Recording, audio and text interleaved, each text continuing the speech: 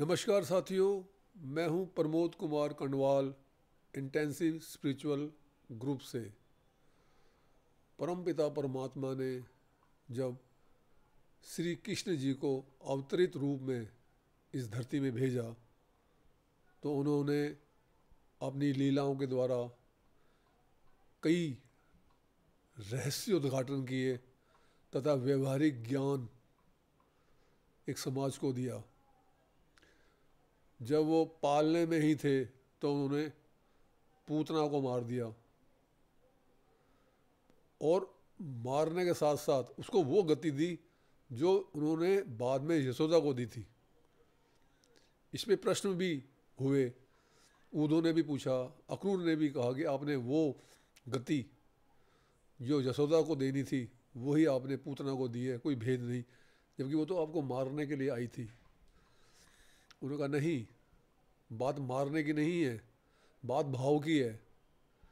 जब उसने ये डिसाइड किया कि मैं अपने स्तनों में जहर लगाकर उसे दूध पिलाकर मारूंगी तो उसके अंदर एक भाव मेरे प्रति बेटे का भी आया था, यानी माँ का भी आया था। तो फिर माँ तो माँ ही होती है, चाहे वो पूतना हो चाहे वो यशोदा।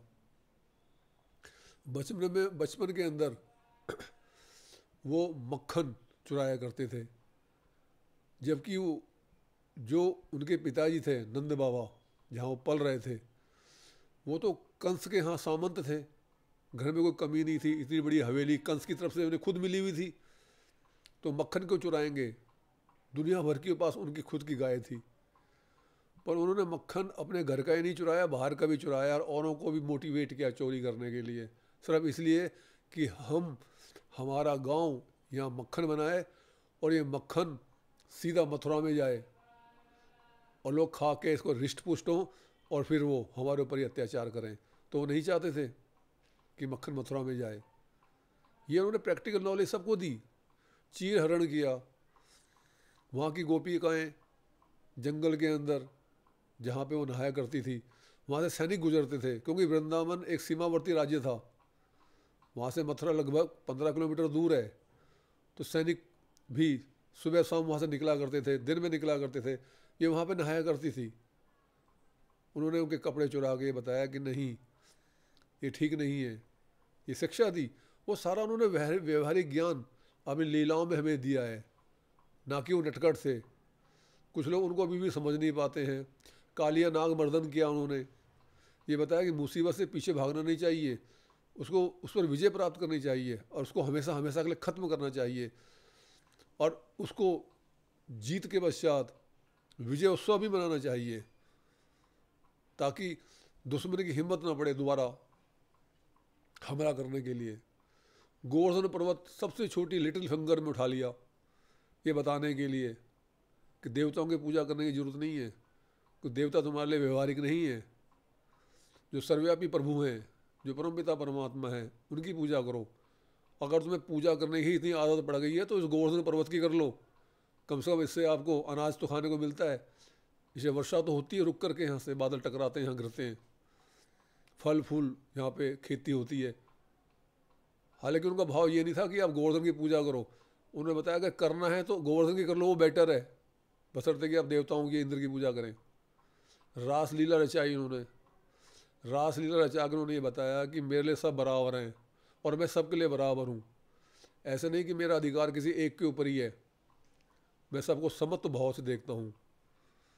और राधा कृष्ण का प्रेम जो उनकी जीवन लीला का सबसे बड़ा लेसन इस मानव जगत को है, वो है राधा कृष्ण का आपस में प्यार। उन्हें बताया कि प्यार करना, प्रेम करना कोई गुनाह नहीं है, लेकिन मिलन करना अपराध है। प्रेम करने में कोई समस्या नहीं है। फूल को सूंघा जा सकता है लेकिन फूल को तोड़ना नहीं चाहिए। और उन्हें करके दिखाया। उन्हें कभी भी राधा के साथ मिलन नहीं किया, उसे प्रेम किया, वो भी निस्वार्थ प्रेम। और यही कारण है कि विष्णु भगवान के जो 10 अवतार हुए हैं उनके अंदर कृष्ण जी के अवतार को नंबर 1 इसलिए माना जाता है, इसलिए सबसे ज़्यादा मशहूर भी हैं कि उन्होंने एक राधा कृष्ण के जो प्रेम प्रसंग को सबके सामने रखा। यह बताया कि प्रेम करना बहुत अच्छी बात है, लेकिन वहाँ से कुछ प्राप्त करना ठीक नहीं है। और अंत में उन्होंने जाने से पहले गीता का ज्ञान दिया कि कैसी भी स्थिति हो, कैसी परिस्थिति हो, अपना कर्म करना कभी नहीं छोड़ना चाहिए। और जो भी कर्म हम करें, कर्म तो सात्विक होना ही चाहिए, लेकिन वो सर्वव्यापी प्रभु की शरण में रहते हुए होना चाहिए। तो जब हम इस कोई भी काम को प्रभु को सौंपते हुए करते हैं, उसकी सेल्टर में करते हैं, तो फिर कोई भी कार्य गलत हो ही नहीं सकता। यही उन्होंने ज्ञान गीता के अंदर ज्योतिसर कुरुक्षेत्र में अर्जुन को दिया, और सही मायने में वो ज्ञान उन्होंने हमें दिया है। अर्जुन तो उनके जीजा जी लगते थे, जेठू लगते थे, वो कहते हैं मूर्ख थे। उसके माध्यम से उन्होंने मानव जगत को ये ज्ञान दिया, ये अनोखा ज्ञान दिया गीता का। उससे पहले उन्हें और भी अनोखा ज्ञान दिया राधा कृष्ण के प्रेम का। तो ये श्री कृष्ण जी ने सारे के सारे जितने भी लीलाएं की, वो सारी की सारी व्यवहारिक है, सीखने के लिए हमें है, अपने जीवन में धारण करने के लिए है, उनके अनुसार हमें चलने के लिए है। और जब हम उनके अकॉर्डिंग जो उसमें से जो हम एक निष्कर्ष निकालते हैं, निष्कर्ष निकाल करके हम उसको अपने जीवन में जब उसे इम्प्लीमेंट करते हैं, तो निश्चित रूप से हम सफल होते हैं। यदि आपको ये संदेश ज्ञानवर्धक तथा उपयोगी लगता है तो आप वीडियो को लाइक तथा चैनल को सब्सक्राइब कर सकते हैं। गुरु भगवान सबका कल्याण करें।